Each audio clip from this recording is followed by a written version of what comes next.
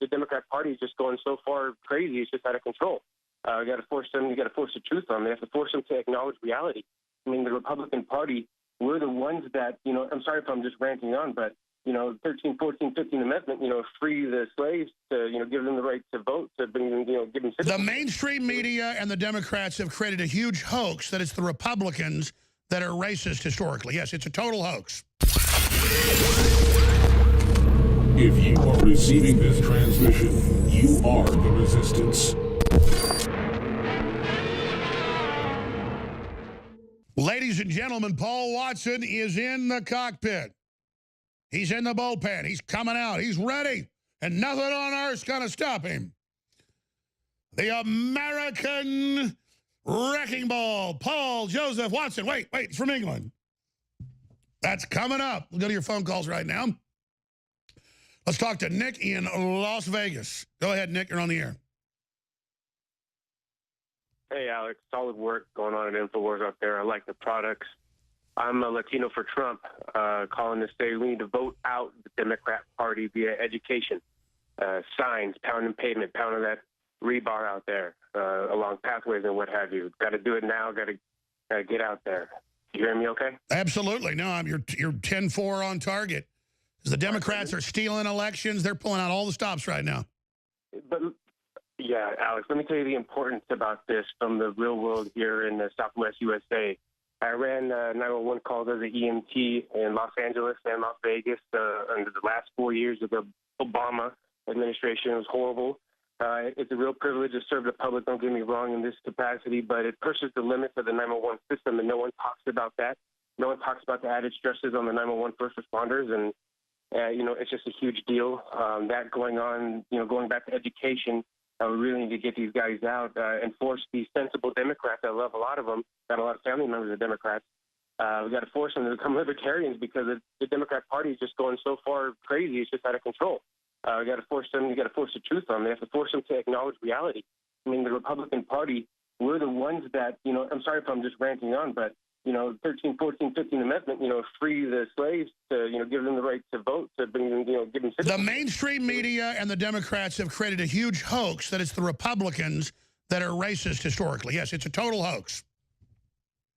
I mean, the 19th Amendment, 1920, give women the right to vote. Everything. It's all Republicans. I know. The Democrats are a really nasty lot. In 1860, to quote Dinesh D'Souza, the eve of the Civil War, no Republicans owned slaves. All slaves were owned by Democrats. It's just out of control, Alex. It really. I had, when my grandfather ran for office and won in Texas, people that knew him came up and called him an N-word lover because he was pro-Eisenhower and, for desegregation. I know. My family has been, attacked and stuff for standing up for what's right, and then the left calls me KKK when they're in the party of the KKK. I'm a Spanish-speaking, fourth-generation American, but, Alex, they call me racist. You don't know the reverse racism that goes on to, from... Well, I'd call it bullying, and I do read about it, and I do hear about it, absolutely. The bullying that goes on for, Hispanics, Latinos, blacks, you name it, by friends and family, if they don't toe the line, if they don't vote for Hillary Clinton, the war criminal. I totally get it. It's crazy. Thanks for letting me say my piece, Alex. I really appreciate it. No, thank you, my friend. Look, we're all brothers in arms in this fight, and I've had friends and family that have been EMTs, and that is one job that is probably one of the toughest jobs there is, especially in a big city.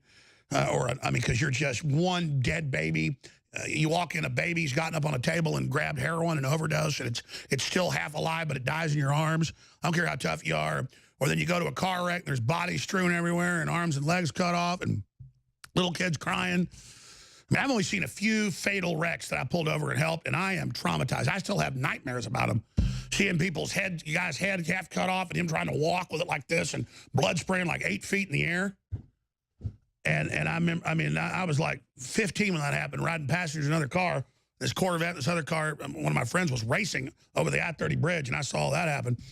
And, imagine seeing that every day. You're at somebody's house that ate poison. Every day, somebody calls somebody commits suicide. Every day, it's a car wreck with a smashed little kid's brains all over the ground. Every day, it's a homeless guy walked out in front of a Mack truck. Every day, it's a cop shot in the belly. Every day. That's what servants really are, and I salute you. Absolutely. Don't thank me, brother. I get it. and you're the people that make the wheels turn, you got my respect all the way, from the farmers to the mechanics to the fishermen to the police officers to everybody else telling the truth and taking action. We are the people. We are America. If you are receiving this transmission, you are the resistance.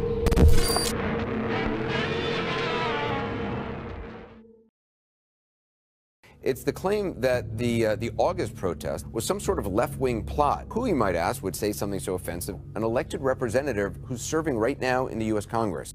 And look at the background. George Soros is one of those people that actually helps, back these individuals. Who is he? My understanding is that you went out with this protector of yours who swore that you were his adopted godson. Yes.